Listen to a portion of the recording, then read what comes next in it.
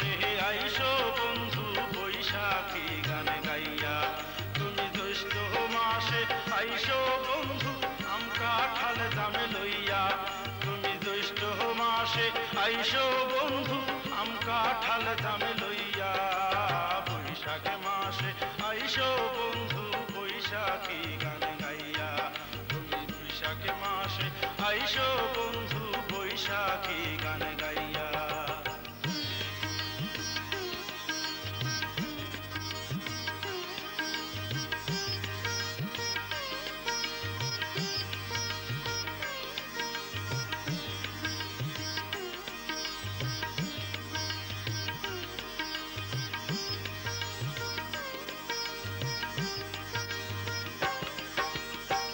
আষাঢ় মাইসা ভরা গাঙ্গে আইসো বাইয়া তোরি,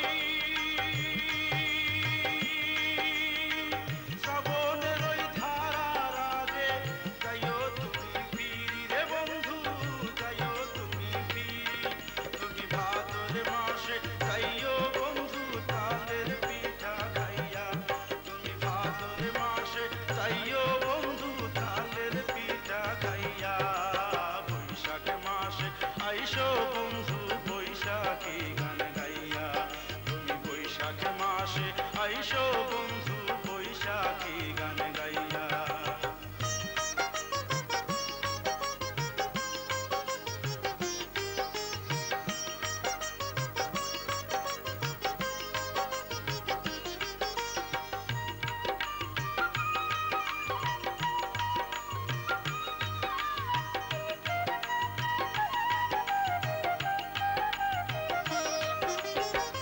আশ্বিন মাসে আইসো বন্ধু রোয়া ধান লাগাইতে, বকুল ফুলের মালা দিও কার্তিক মাসে রাইতে রে বন্ধু, কার্তিক মাসে রাইতে, তুমি আগুন মাসে যাইও বন্ধু পাকা ধান তুলিয়া, তুমি আগুন মাসে যাইও বন্ধু পাকা ধান তুলিয়া, বৈশাখ মাসে আইসো বন্ধু বৈশাখী গান গাইয়া, তুমি বৈশাখ মাসে আইসো বন্ধু বৈশাখী গান গাইয়া।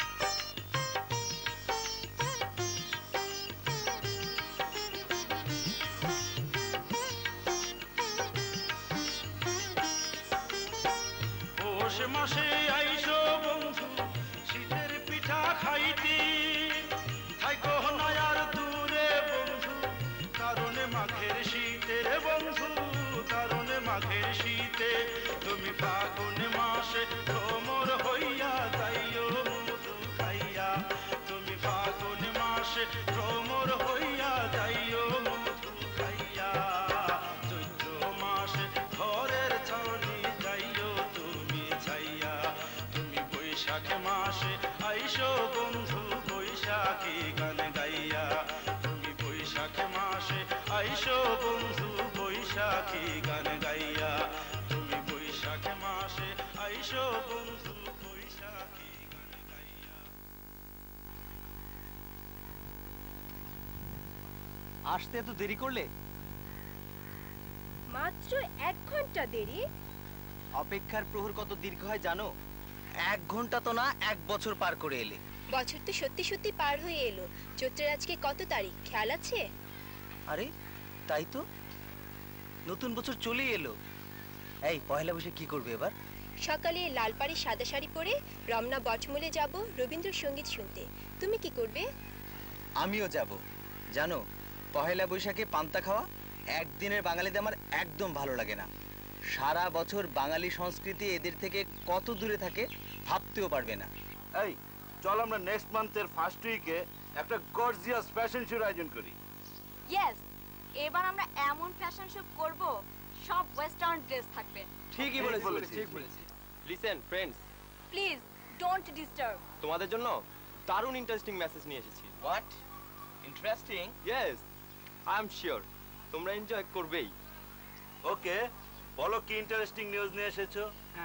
আর যদি বিষয়টা ইন্টারেস্টিং না হয় তাহলে কিন্তু খবর আছে। হ্যাঁ খবর আছে। ওকে ওকে, আগে আমাকে বলতে দাও।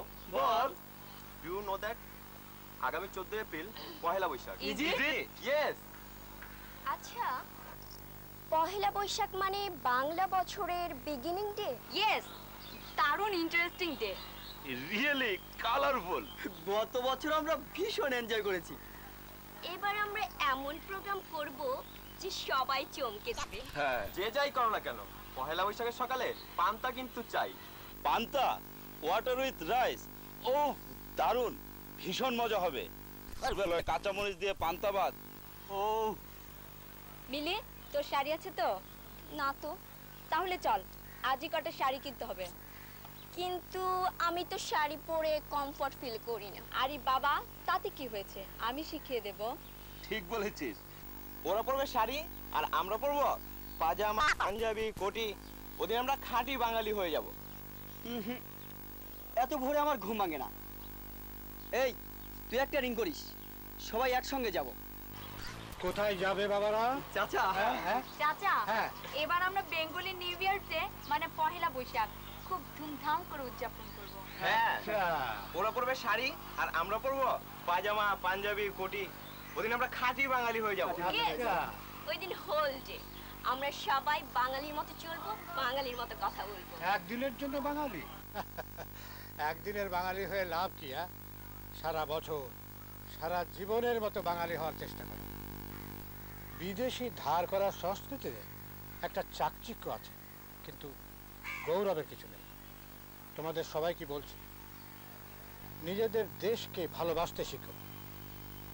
নিজেদের দেশের কৃষ্টি, সাহিত্য, সংস্কৃতির উপর শ্রদ্ধাশীল হও। এতে আত্মতৃপ্তি আছে, এতে আনন্দ আছে। চাচা, চাচা, আমরা কথা দিচ্ছি এখন থেকে আমরা খাঁটি বাঙালি হয়ে যাব। আমরা খাঁটি বাঙালি হয়ে আমি যাবো। খুব খুশি হলাম। আমি তোমাদের সবাইকে দোয়া করছি। এবার কিন্তু আমি আমার একজন প্রিয় শিল্পীর গান শুনবো। কার গান? সামিনা চৌধুরী। উফ, সামিনা আমারও প্রিয় গায়িকা। তাই? আজকে শুধু তার গান শুনবো না, তার সঙ্গে কথাও বলবো। আচ্ছা সামিনা, আপনি আমাদের খুব প্রিয় শিল্পী। আচ্ছা, কেউ যদি আপনার গানের প্রশংসা করে তখন আপনার অনুভূতিটা কিরকম হয়? আমার হ্যাঁ। আমার আসলে আমার প্রথমে খুব হাসি লাগে, কারণ আমি তো এতখানি প্রশংসা পাওয়ার মতো না হয়তো, বা সেই জন্য যা হোক পরে লজ্জা পেয়ে যাই, কিন্তু শেষে তো ভালোই লাগে। আচ্ছা, আজকে যদি আমরা আপনার কাছে একটা কোনো প্রিয় গান শুনতে চাই। কার? আপনার প্রিয় গান? আমার প্রিয় গান? হ্যাঁ, আসলে আমি তো আমি যখনই যে গানটাই করি আমার সেই গানটাই আমার ভালো লাগে, খুবই ভালো লাগে। তারপরও আজকে একটা গান আপনাদেরকে আমি শোনাচ্ছি। আচ্ছা। গানটার কথা শেজান মাহমুদের, আর সুর করেছেন আশিকুজ্জামান টুলু।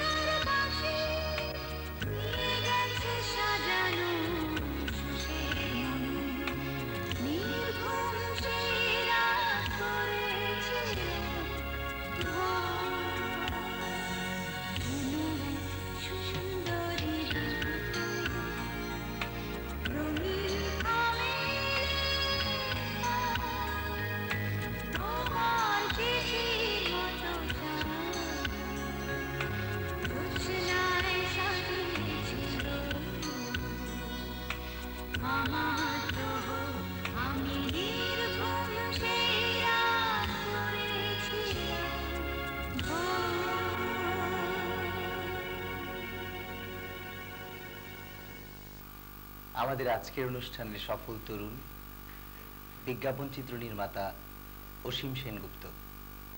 আমরা জানি আপনি একজন সফল ব্যবসায়ী, বিজ্ঞাপন চিত্র নির্মাতা। আমরা আপনার কাছ থেকে আপনার সফলতার গল্পটা শুনতে চাই। এই সফলতা যদি বলেন আজকে আমি সফলতা পেয়েছি, তাহলে সেই সফলতার পিছনে অনেকটা দুর্গম পথ আমি পেরিয়ে এসেছি। সেটা বলতে পারেন আমি 1985 সালে প্রথম আমি ঢাকায় আসি। তার আগে আমি স্থির চিত্রগ্রাহক হিসেবে কাজ করতাম। 85 সালে এসে প্রথম আমি চলচ্চিত্রে কাজ করেছি, সেটা সহকারী পরিচালক হিসেবে, তারপরে সহকারী চিত্রগ্রাহক। সেখান থেকে আমি চলে আসি বিজ্ঞাপন চিত্রে। এই সময়টা বলতে পারেন 85 থেকে 91 পর্যন্ত। এই সময়টা ছিল অনেক কষ্টের এবং অনেক দুঃখেরও বলতে পারেন। এই সময়টুকু আসতে আমার সময়ে মানে যা কষ্ট আমি পেয়েছি সেটা বলতে গেলে হয়তো আজকে বিশাল সময় লেগে যাবে। তবু বলি, সেটা আমি তখন মিরপুরে থাকতাম, আমার দাদার বাসায় থাকতাম। সেই মিরপুর থেকে আমার প্রতিদিন আসতে হতো গুলিস্তানে। এমন অনেক দিন আছে যেদিন আমার পকেটে কোনো পয়সা নেই, আমাকে হেঁটে আসতে হয়েছে গুলিস্তান পর্যন্ত। তাহলে ভেবে দেখুন যে কতখানি রাস্তা আমাকে হেঁটে আসতে হয়েছে। শুধু সেটা নয়, এমন অনেক দিন গেছে যেদিন হয়তো দুপুরবেলা আমার খাওয়া হয়নি, কিন্তু আমাকে কাজ করতে হবে, কিছু একটা করতে হবে এবং আমাকে কোনো একটা কাজ পেতে হবে। এই জন্য আমি দিনের পর দিন যাদের সঙ্গে কাজের যোগাযোগ ছিল তাদের সঙ্গে যোগাযোগ করার জন্য আমি সেখান থেকে আসি। এই ধরনের কষ্ট তো পেয়েছি অনেক, না খেয়ে থেকেছি অনেক দিন, অনেক ঝড়ঝাপটা পেরিয়ে আজকে বলতে পারেন যে এই একটি পজিশনে এসেছি। যদি বলেন যে সফল, তাহলে হয়তো বা সফল। এখন আমি প্রতি মাসে 10 থেকে 12টা বিজ্ঞাপন চিত্রের কাজ করি। সেটা আমার বা বাইরের এজেন্সির, অনেকেরই কাজ করি আমি। শুধু আমার এজেন্সির কাজ করি তা নয়, বাইরের এজেন্সিরও কাজ করি। 10 থেকে 12টা ছবির কাজ তো আমি করি অবশ্যই।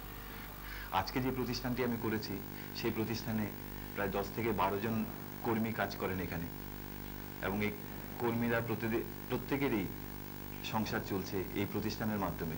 একজন তরুণ বা তরুণী যদি আপনার পেশে আসতে চায়, তবে আপনি তাকে কি পরামর্শ দেবেন?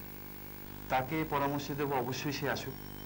এটি একটি ভালো মিডিয়া, এখানে কাজ করে আনন্দ আছে, এখানে পয়সা রোজগারের পথও আছে, কিন্তু অবশ্যই এই পথটি অসম্ভব দুর্গম একটি পথ এবং এটিকে কোনোভাবেই ছোট করে দেখলে চলবে না। তবে আমাদের এখানে সেরকম প্রশিক্ষণের কোনো ব্যবস্থা নেই।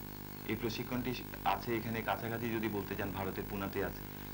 এছাড়া আমাদের এখানে কোনো প্রতিষ্ঠান নেই সেভাবে প্রশিক্ষণ দেবে এই ট্রেডে আসার জন্য। তবে হ্যাঁ, যদি কোনো পরিচালকের সঙ্গে যদি দীর্ঘদিন যাবৎ থাকে, সে যে কাজেই আসুক, হয় অভিনয়ে আসতে পারে, না মডেলিংয়ে আসতে পারে, তা না হলে সে পরিচালক হওয়ার জন্য আসতে পারে, চিত্রগ্রাহক হিসেবে আসে, যে মিডিয়াতেই আসতে চায় সেই মিডিয়ার কোনো এক্সপার্টের সঙ্গে যদি দীর্ঘদিন যদি থাকেন, তাহলে অবশ্যই সে এখানে সফল হবে, এইটুকু আমি আশা করতে পারি। আমরা পত্রিকায় প্রায় বিজ্ঞাপন দেখি মডেলিং ও অভিনয় প্রশিক্ষণের। এই সম্পর্কে আপনি কি বলবেন আমাদের আজকের তরুণদের উদ্দেশ্যে? হ্যাঁ, ইদানিংকালে একটা দেখা যাচ্ছে এটা বেশি যে প্রশিক্ষণ দেওয়া হচ্ছে অভিনয়ে, মডেলিংয়ে। সত্যিকার অর্থে আমাদের এখানে সে ধরনের কোনো, আমি আগেই বলেছি, এখানে তেমন কোনো স্কুলিং নেই যে এখানে স্কুল করা হচ্ছে, যে এটাকে ট্রেনিং দেওয়া হচ্ছে, সেরকম কোনো ব্যবস্থা নেই এখানে।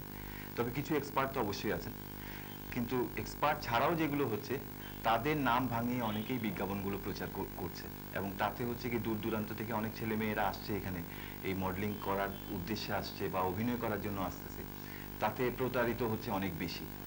আমি আশা করব যে যারাই আসবে তারা যেন সমস্ত কিছু জেনে আসে যে সত্যিকার অর্থে কারা এটার সঙ্গে জড়িত।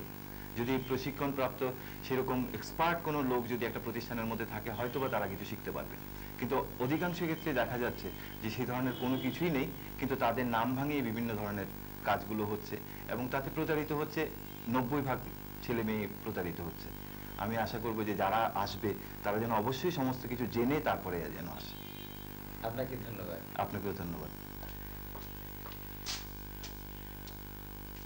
আসসালামু আলাইকুম। ওয়ালাইকুম আসসালাম। আপা, আপনার কি সমস্যা? মানে আপনি কি হতে চান? জি, মানে আমি বিজ্ঞাপনের মডেল হতে চাই।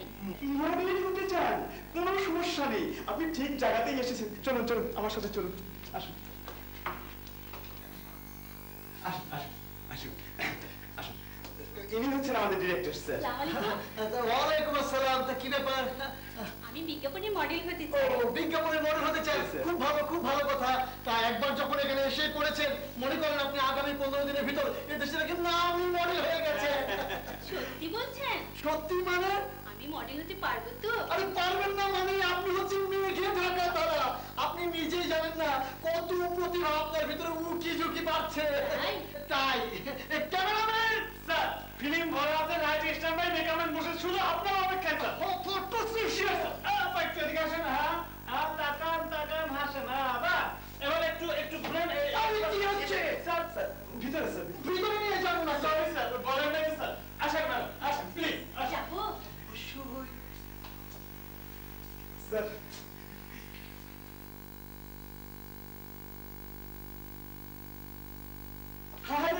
আপনি কি সৌভাগ্য, আমার কি সৌভাগ্য। বসুন বসুন বসুন, বলুন। এক্সকিউজ মি, আমি কি একটু ডিরেক্টর সাহেবের সঙ্গে দেখা করতে পারি? অবশ্যই পারেন, অবশ্যই পারেন। তার আগে বলুন আপনি কি হতে চান? আমি না একজন নামকরা অভিনেত্রী হতে চাই। কোনো সমস্যা নেই, মানে এই যে আমাদের তারকা শিল্পীর কারখানা দেখছেন, এখান থেকেই মানে আমাদের এখান থেকে যত বিখ্যাত তারকা শিল্পী বলেন, এই নাট্যশিল্পী, মানে গায়ক যাই বলেন না কেন, এখান থেকেই সৃষ্টি হয়েছে। মানে আমি তৈরি করেছি আর কি। জি স্যার। আমার সাথে কথা বলছে স্যার, একজন ক্লায়েন্ট স্যার। ভিতরে নিয়ে আসুন। জি স্যার, জি স্যার, আসছে স্যার। হ্যাঁ চলুন চলুন, আসুন আসুন আসুন আসুন। ইনি হচ্ছেন আমাদের ডিরেক্টর স্যার। ওয়ালাইকুম আসসালাম। ওয়ালাইকুম আসসালাম। ইনি হচ্ছেন সেই গুণী ব্যক্তিত্ব যার ছোঁয়ায় তৈরি হয়েছে এদেশের যত বিখ্যাত নাট্যশিল্পী, নৃত্যশিল্পী, চিত্রশিল্পী, না মানে মডেল, সব নাচ ছোঁয়ায় তৈরি হয়েছে। উনি মানে এমন ব্যক্তিত্ব, মানে বলার অপেক্ষা রাখে না। যাবেন শুনাম আমাদের কত এই মডেল তৈরির কারখানা ওনার হাতে। স্যার, আমি কি নামকরা অভিনেত্রী হতে পারবো স্যার? আরে পারবেন না মানে? অবশ্যই। আচ্ছা স্যার, আমার স্যার কতদিন লাগবে স্যার? আরে আপনি চাইলেই এই 3 দিন, 7 দিন, 10 দিন, 15 দিন, আপনি যেই কোর্সে ভর্তি হতে চান কোনো সমস্যা নেই, আপনার উপর সেটা নির্ভর করে। আচ্ছা স্যার, রাস্তায় বের হলে সবাই আমার দিকে তাকিয়ে থাকবে তো? আরে এখনই তো আছি স্যার। এই রাস্তায় গেলে সবাই আমার কাছ থেকে অটোগ্রাফ নিতে চাবে। আমরা তো লাইনে প্রথম আর কি। আচ্ছা স্যার, এখানে প্রশিক্ষণ নিতে হলে কি কি দরকার? না তেমন কিছু না, মাত্র 5,000 টাকা জমা দিয়ে ফর্মটা পূরণ করে যাবেন, আমরা বাকি সব ব্যবস্থা করে নেব। ঠিক আছে স্যার। স্যার, আমি টাকাটা নিয়ে আসি স্যার। অবশ্যই অবশ্যই অবশ্যই আসবেন, মানে একটু পরে। না কখন আসছেন আপনি? হ্যাঁ চলে আসবো, আমি এখনই চলে আসবো। আচ্ছা স্যার। স্যার আসবে স্যার। স্যার আমি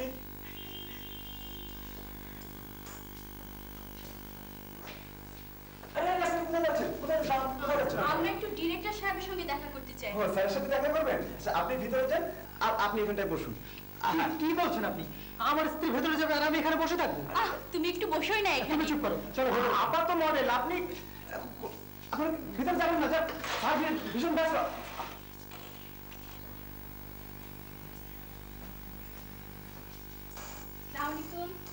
ওয়ালাইকুম আসসালাম। মানে আমি শুনতে পারলাম এখানে নাকি নৃত্যকলার প্রশিক্ষণ দেওয়া হয়? আরে শুধু নৃত্যকলা কেন, শিল্পকলা, সব কলাই আমরা ঘরোয়া পরিবেশে আন্তরিকতার সাথে প্রশিক্ষণ দিয়ে থাকি। সে তো আমি জানি, তাই তো বিজ্ঞাপন দেখেই ছুটে এসেছি। জানেন, ছোটবেলায় না আমি খুব সুন্দর নাচতে পারতাম। এই যেমন ধরুন চিতালের নাচ। আপনাকে নাচতে আমি নেচে দেখাই। এই তুমি একটু দূরে সরো তো। শুরু করছি।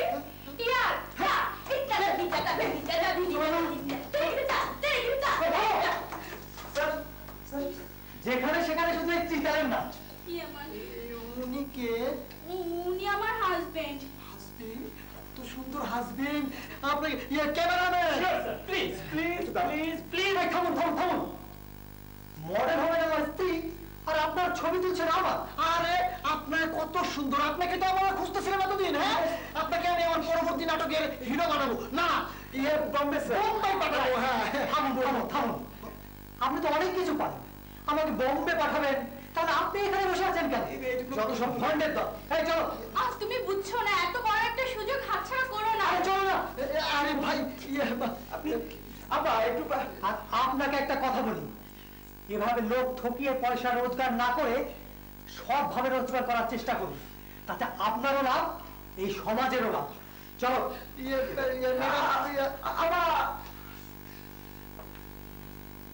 আমাদের আজকের ব্যক্তিত্ব প্রখ্যাত অভিনেতা, চলচ্চিত্রের পরিচালক, প্রযোজক এবং মুক্তিযোদ্ধা সৈয়দ হাসান ইমাম। আমরা আজকে আপনার কাছ থেকে আপনার তরুণ বেলার মজার কিছু ঘটনা জানতে চাই। আমাদের তরুণ বেলা তো সে অনেক দিন আগের কথা, তখন ইংরেজরাই দেশে রাজত্ব করত, আমরা পরাধীন ছিলাম। সেই সময়ে তো আমরা বড় হয়েছি। ধরো 1947 সালে যখন দেশ বিভাগ হয় তখন আমার বয়স 12 বছর। 1935 সালে আমার জন্ম। সেই সময়ে পরিবেশ ও পরিস্থিতি অন্যরকম ছিল। আমরা ধরো আমি স্কুলে ভর্তি হই যখন, তখন আমার মাত্র 6 বছর বয়স, এবং আমার স্কুলে ভর্তি হওয়াটাই খুব একটা মজার ব্যাপার। মানে আমার এক খালা, আমরা সমবয়সী খালা, আমরা তো একটা যৌথ পরিবার ছিল তখন, অনেকে সবাই একসঙ্গে আমরা থাকতাম। তো আমার এক খালা আমার সমবয়সী প্রায়, তো সে আর আমি দুজনে ভর্তি হতে গেছি স্কুলে, তো মেয়েদের স্কুলে। তো মেয়েদের স্কুলে ভর্তি হতে যাওয়ার পরে আমাকে বলছে যে অ আ ক খ বলো, লেখো। তো আমি অ আ ক খ লিখে বসে আছি, বাকিটা লিখিনি, আমার বলে নেই, আমি লিখিনি। তারপর বলে ABCD লেখো। তো ABCD যে Z পর্যন্ত লিখতে হবে তা তো আমি বুঝিনি, আমি ছোট তো তখন, আমি ABCD লিখে বসে আছি।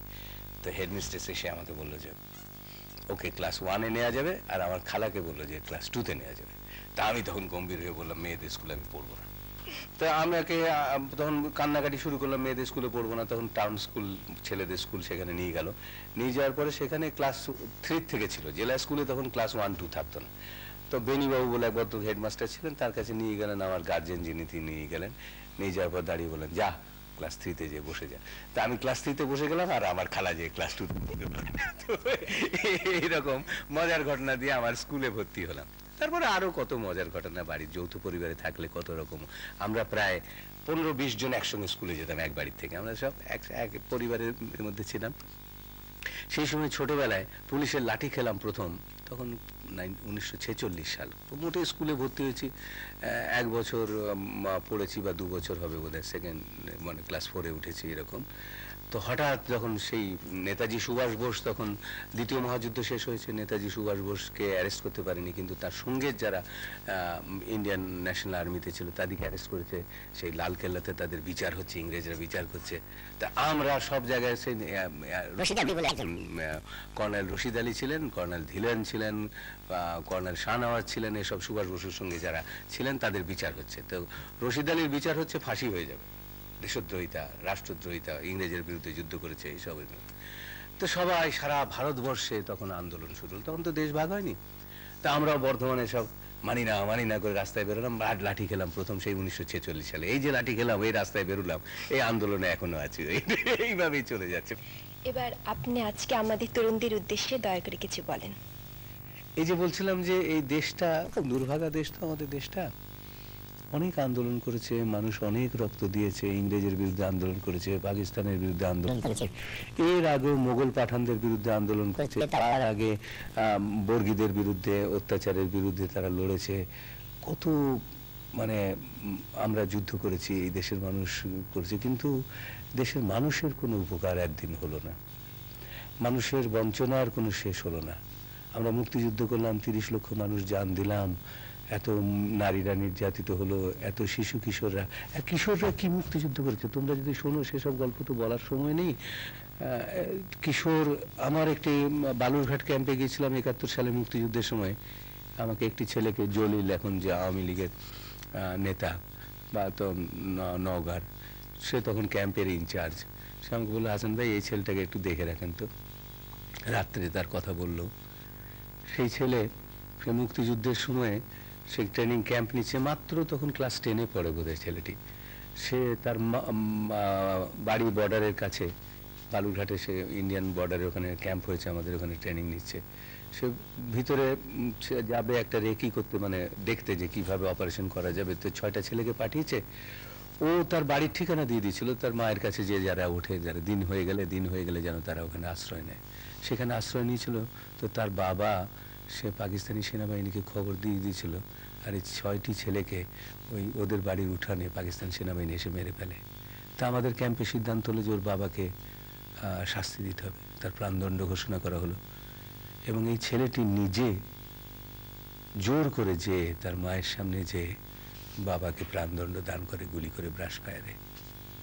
এই ছেলেটির এখন মনের অবস্থা কিরকম, দেশে তো আমরা কোনো পরিবর্তন করতে পারলাম না, সাধারণ মানুষের কোনো পরিবর্তন না, রাজাকাররা আলবদররা ক্ষমতা দখল করলো, তারা ব্যবসা বাণিজ্য করে বড় লোক হলো, আর এই ছেলেটি তাকিয়ে তাকিয়ে দেখে আর ভাবে যে এরাও তো রাজাকার, এত বড় লোক হয়েছে, তা আমার বাবা কি দোষ করেছিল, রাজাকার ছিল, তা আমি নিজের হাতে তাকে তো মেরেছি, তার মনের কষ্টটা কেমন।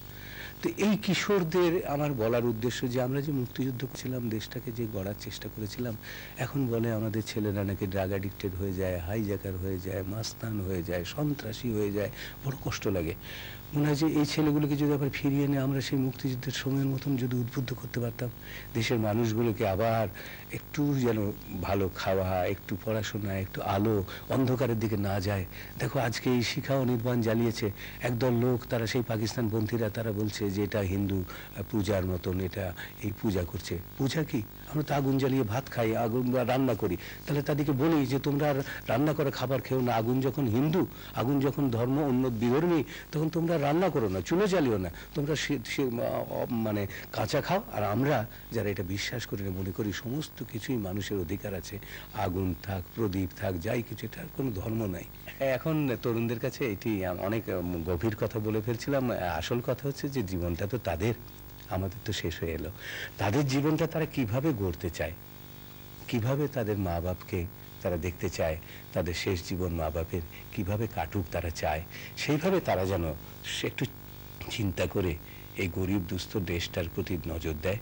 তারা যেন বিদেশে পালিয়ে যাওয়ার চেষ্টা না করে। দেখো আমার মা যদি ধরো সুন্দরী না হন, আমার মা যদি গরিব হন, আমার মা যদি অসুস্থ হন, তাহলে আমি কি একটা সুন্দর মা খোঁজার জন্য দৌড়ে যাব? আমার তো সেই তো জন্মদাতা, সেই মাই তো আমাকে জন্ম দিয়েছে। তা আমি তো সেই মায়ের কোলেই যে আবার আনন্দ পাবো, আমি একটা সুন্দরী, খুব বড় লোক, একটা সুন্দর মায়ের কাছে কোলে যেয়ে কি সেই আনন্দ পাবো? তো আমেরিকায় যে চলে যাচ্ছে আমাদের ছেলেরা, আমাদের দেশটাকে ফেলে দিয়ে ওখানে যে ড্রাইভারি করছে, ডাক্তার ছেলে যে ড্রাইভারি করছে, এই করছে, দেখে আমি আমেরিকায় গিয়েছিলাম, খুব কষ্ট লাগে। তো সেই জন্য বলি যে দেশে থাকো, দেশটাকে ভালো করার চেষ্টা করো। হয়তো তোমার জীবনে পাবে না, কিন্তু তোমার ছেলের জীবনে তো কিছু পাবে, এইটুকুই বলতে চাই। আপনাকে অনেক অনেক ধন্যবাদ।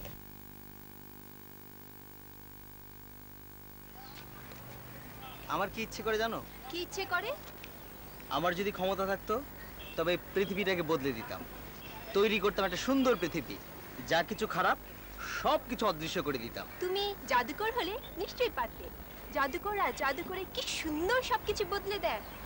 সবসময় কিছু না কিছু বড় ম্যাজিক আমি আপনাদেরকে দেখিয়ে আসছি, তবে আজকে বেশ কয়েকটি ছোট ম্যাজিক নিয়ে আসছি। যেহেতু ম্যাজিকগুলি খুবই ছোট, তাই আপনার চোখ বড় বড় করে দেখবেন, ঠিক আছে? আমার হাতে রয়েছে একটা ডাইস বা ছক্কা, আর এখানে রয়েছে একটা টুপি। এই খালি টুপির মধ্যে আমি ছক্কাটাকে রেখে দিলাম ঠিক এভাবে, তাহলে ছক্কাটা রইল টুপির মধ্যে। আর এখানে রয়েছে একটা রেড বক্স।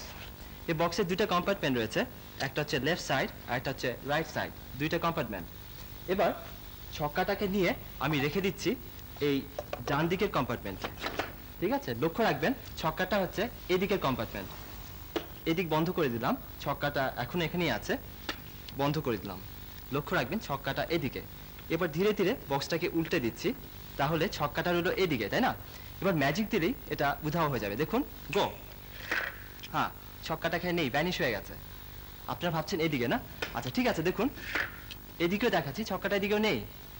আপনারা নিশ্চয়ই ভাবছেন যে আমি ওখানে সরিয়ে নিয়ে গেছি। ঠিক আছে, আমি এবার দুটো সাইডে খুলে দেখাচ্ছি, ছক্কাটা এদিকে নেই, তাহলে নিশ্চয়ই এখানে থাকার কথা। দেখুন ছক্কাটা কিন্তু এদিকেও নেই। অবিশ্বাস হলো সত্যি, যেটা এখান থেকে উধাও হয়ে চলে গেছে ফ্ল্যাটের মধ্যে, ঠিক এভাবে। শুধু মন্ডলী, এরপরে ম্যাজিকটি কিন্তু আরো মজার। আপনারা নিশ্চয়ই জানেন যে তরুণ সমাজের অনেকে আজ মাদকাসক্ত, আর এই মাদকদ্রব্য নির্মূল করতে যেভাবে ম্যাজিকের সাহায্য নেওয়া যায় ঠিক এভাবে। কিছুদিন আগেই এক মাদকাসক্ত মাতালকে দেখলাম এই ধরনের একটি বোতল হাতে নিয়ে ঘুরে বেড়াচ্ছে। তখন এরকম একটি খালি ঠোঙ্গা নিয়ে আমি একটা মজার ম্যাজিক করেছিলাম ঠিক এভাবে। লক্ষ্য রাখবেন, একটা খালি ঠোঙ্গা ঠিক এই ধরনের, আর এই যে বটলটা রয়েছে এটা নিয়ে রেখে দিলাম ঠিক এভাবে। এবার আমি 1 2 3 গো বলে এটা ভ্যানিশ হয়ে যাবে। লক্ষ্য রাখবেন 1 2 3 গো, বলটা ভ্যানিশ হয়ে গেছে। আবার যদি দেখতে চান তাহলে কাম, হ্যাঁ বটলটা চলে আসছে। ঠিক আছে, আবার এবার যদি কোনো মাদকাসক্ত তরুণ চান তাহলে কি হবে? গো, এটা ভ্যানিশ হয়ে গেছে। আর আমি যদি দেখতে চাই তাহলে ওয়াও, আবার চলে এসছে। কিন্তু মনে রাখবেন মাদক দ্রব্য আপনার স্বাস্থ্যের জন্য ক্ষতিকর। কি ব্যাপার, সন্দেহ করছেন কেন? এবার যদি সন্দেহ করেন তাহলে তো ম্যাজিক দেখানো সম্ভব না। শুধু দর্শক, চলুন বরঞ্চ এই অনুষ্ঠানে একটা ম্যাজিক করা যাক। এরপরে ম্যাজিকটার জন্য দরকার একটা সুন্দর স্কার্ফ ঠিক এই ধরনের, আর আমার এখানে রয়েছে একটা ব্যাগ। আজকাল বিজ্ঞানের যুগে অনেক ধরনের প্রিন্টিং মেশিন আবিষ্কার হয়েছে, আর আমার এখানে রয়েছে লেটেস্ট মডেলের খুব সাধারণ একটি প্রিন্টিং মেশিন। আর আপনার সন্দেহ দূর করার জন্য জিপারটা খুলে দেখাচ্ছি। হ্যাঁ, এটি সম্পূর্ণ খালি রয়েছে ঠিক এই ধরনের। ঠিক আছে, এবার চেনটা আটকে দিন। রাইট, এবার এই স্কার্ফটা আমি রেখে দিচ্ছি এই প্রিন্টিং মেশিনের মধ্যে, আমার সেই ম্যাজিক প্রিন্টিং মেশিন। লক্ষ্য রাখবেন স্টিল নর্মাল স্কার্ফ। এবার রেখে দিয়ে একটা ছোট্ট ম্যাজিক মন্ত্র, কারণ ম্যাজিকের মন্ত্র না বললে আবার ম্যাজিক হয় না, সেটা হচ্ছে হিং টিং ছট। দেখুন, ওয়াও, হ্যাঁ ঠিক আছে, এটা সম্পূর্ণ প্রিন্ট হয়ে লেখা হয়ে গিয়েছে সৃষ্টি সুখের উল্লাসে।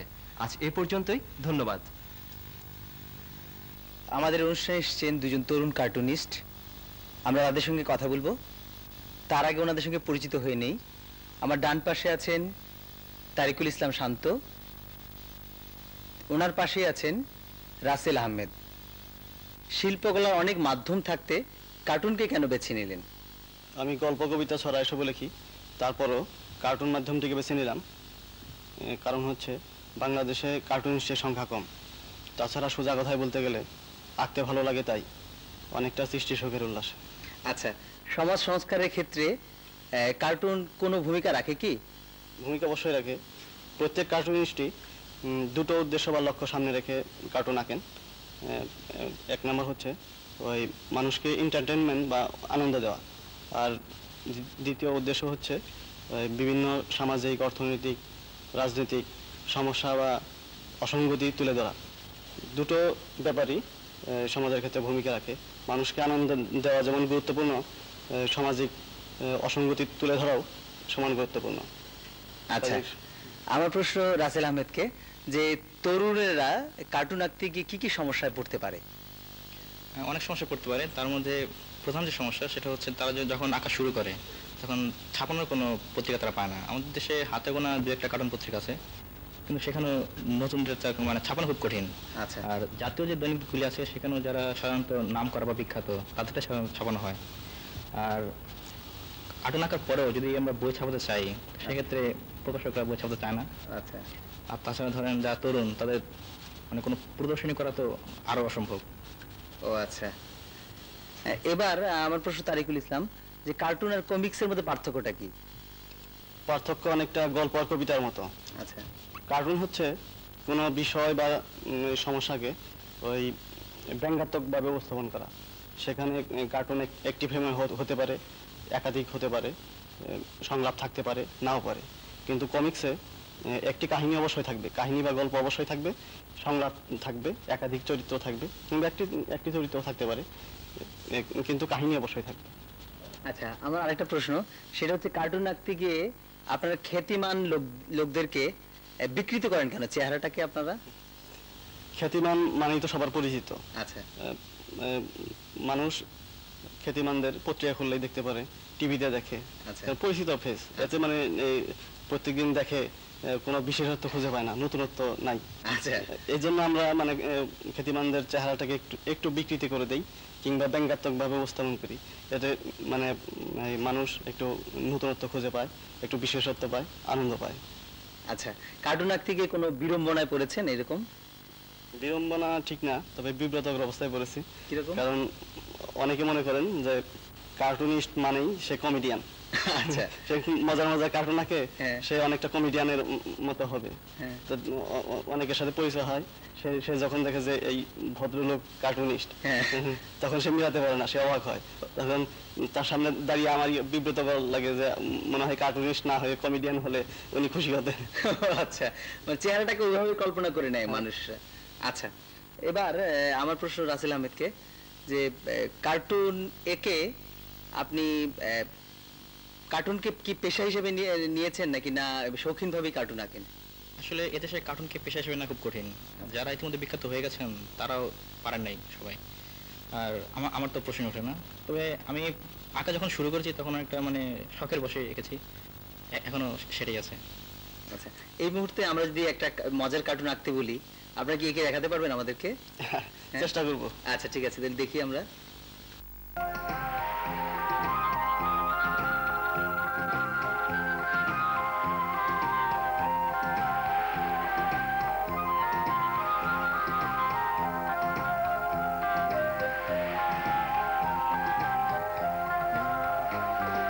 পাহাড়ের মৌনতা দেখেছো, তার বুকে কান্না দেখো, সাগরের গর্জন শুনেছো, হৃদয়ের ব্যথা তার শুনুনি। পাহাড়ের মৌনতা দেখেছো, তার বুকে কান্না দেখো, সাগরের গর্জন শুনেছো, হৃদয়ের ব্যথা তার শুনুনি।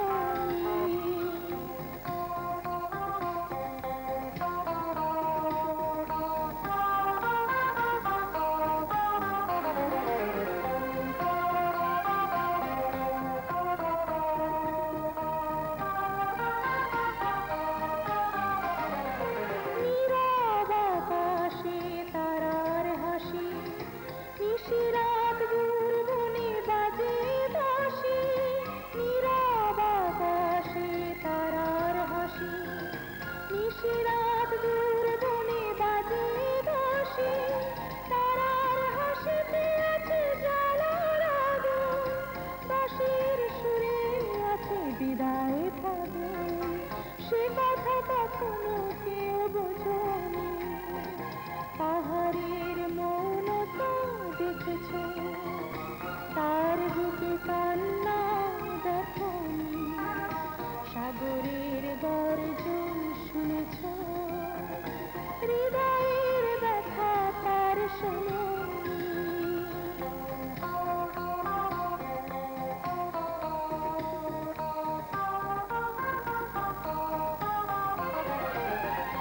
তার বুকে কান্না দেখো, সাগরের গর্জন শুনেছো, হৃদয়ের ব্যথা তার শুনুনি।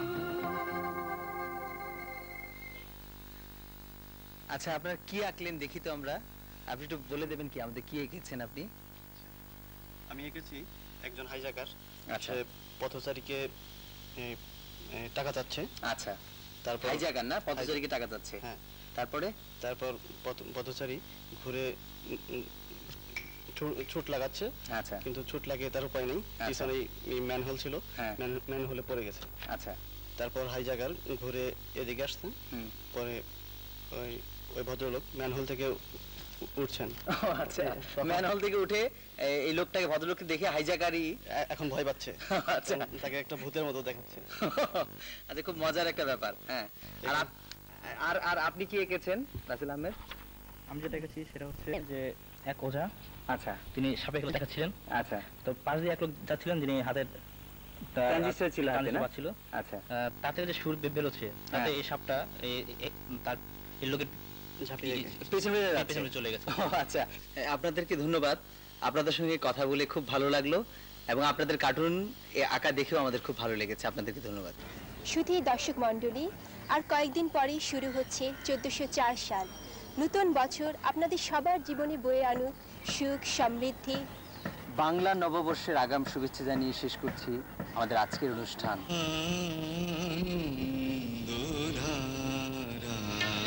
বুকে বহিছে ভুবনে আনন্দধারা, বহিছে ভুবনে দিন রাজনী, কত অমৃত রস উথলে